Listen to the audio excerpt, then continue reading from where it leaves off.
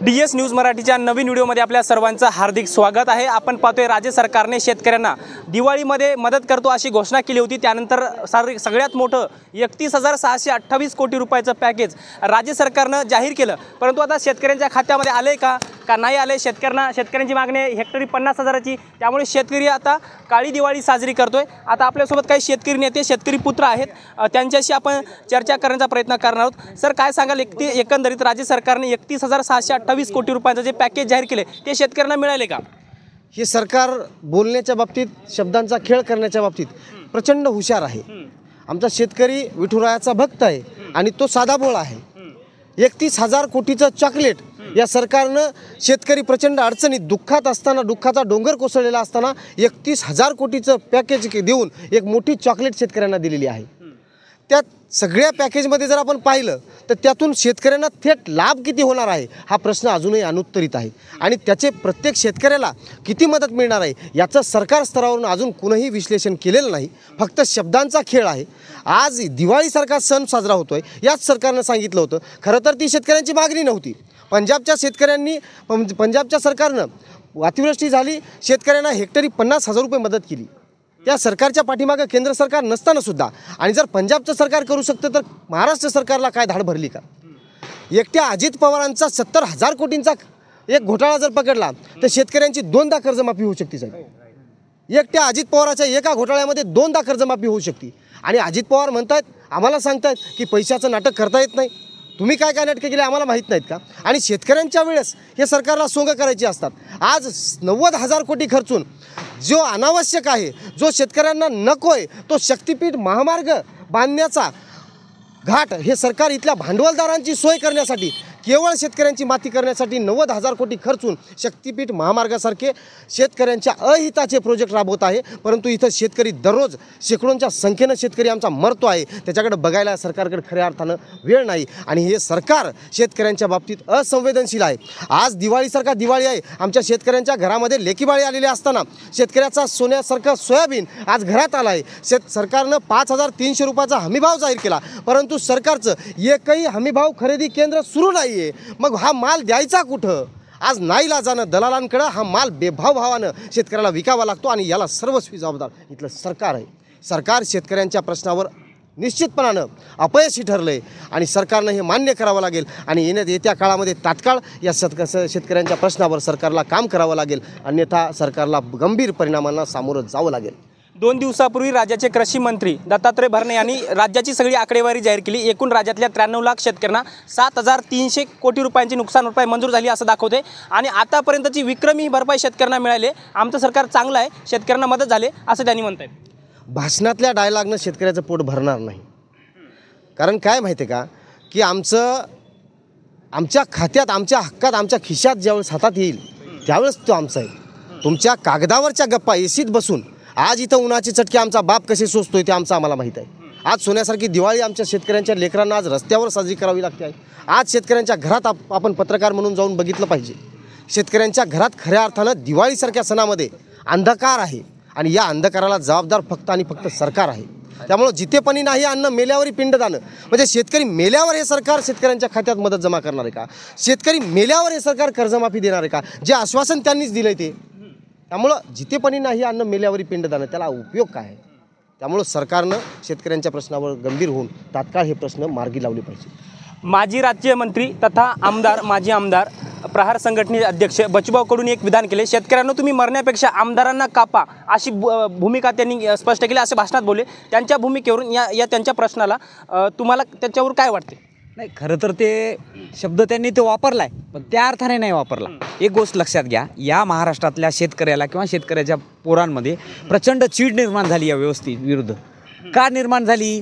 दिवाळीच्या पूर्वी या महाराष्ट्र राज्याचे सन्माननीय मुख्यमंत्री स्वतः मीडियापुढे येतात आणि सांगतात, हिंगोली जिल्हा असेल, बीड जिल्हा असेल, नांदेड जिल्हा असेल, परभणी जिल्हा असेल, अशा मराठवाड्यातल्या वेगवेगळ्या भागामध्ये प्रचंड अतिवृष्टी झाली। त्यांच्या जमिनी प्रचंड खरडून गेल्यात, भविष्यात त्यांना शेती करायला अवघड जाणार आहे। त्यांची जनावरं मेलीत, पीक वाहून गेले, जमीन खरडून गेली, 100% त्यांचं नुकसान झाले। दिवाळीच्या आत त्यांच्या खात्यावर आम्ही पैसे टाकून हेक्टरी आम्ही 40-50 हजार रुपये मदत करू असं त्यांनी सांगितलं। एवढंच नाही तर रब्बीच्या पेरणीसाठी 10,000 रुपये मदत देतो म्हणूनही सांगितले। आता मला सांगा, लक्ष्मीपूजन झाले, धनत्रयोदशी झाली, लक्ष्मीपूजन झाले, आज काय आता एकच दिवस दिवाळीचा शिल्लक राहिला आहे. मग आमचं म्हणणं आहे, तुम्ही निवडणुकीपूर्वी घोषणा करता, शेतकऱ्याला आशेला लावता, तुम्ही स्वतः मान्य करता नुकसान झालं आहे. मग पंजाबसारखं एक राज्य, ज्या पक्षाचं एकाच राज्यात सरकार आहे, दुसरीकडे कुठेही कोण्या राज्यात त्याचं सरकार नाही, मग मला सांगा, पंजाबच्या शेतकऱ्याला जर हेक्टरी 50,000 रुपये नुकसान भरपाई तिथलं सरकार देऊ शकते, त्या पक्षाचं एकाच राज्यात सरकार आहे, दुसरं कुठेही सरकार नाही, दुसरीकडे कुठं ग्रामपंचायतसुद्धा द्यायची नाही, त्याच्याकडे पैसे आहेत. मग आपले अर्थमंत्री असं का म्हणतात की पैशाचं सोंग करता येत नाही? मग या गोष्टीचा तुम्ही विचार निवडणुकीपूर्वी का केला नाही? निवडणुकीपूर्वी तुम्ही काय म्हणले, शेतकऱ्याचा सातबारा कोरा कोरा कोरा. अरे आमच्या सातबाऱ्यावर बोजा पडलाय ना. सणाचं दिवाळीला आमच्या बापाला लिंबाच्या झाडाला फाशी घेऊन मरण्याची वेळ आली, गावात पाणी शिरलंय, शेतात पाणी शिरलंय, जनावरं दूध व्यवसाय, पूरक व्यवसाय शेतीला म्हणून जनावरं आणलेत, ते जनावरं पाण्याने टर फुगून मेलेत. आमच्या लेकराच्या शाळेत घालायला फीसला पैसे आमच्याकडे नाहीत. दिवाळीला आमची बहीण आज घरात आली, तिला आणाव का नाही दिवाळीला आणाव, आम्हाला प्रश्न पडलाय ना. आमच्या खिशात दमडी नाही, आमचं येणारं उभं पीक सगळं जळून गेले पाण्यानं, शेत खरडून गेले. अशा अवस्थेत आमच्या बहिणीला जर दिवाळीला आम्ही नाही आणू शकलो तर मग आम्ही कसले भाऊ? एवढी वाईट वेळ या महाराष्ट्रातल्या शेतकऱ्यावर फडणवीस साहेब तुम्ही आणली, तुम्ही गांभीर्याने घ्यायला पाहिजे होतं. म्हणजे तुम्ही मजाक उडवता या महाराष्ट्रातल्या शेतकऱ्याची.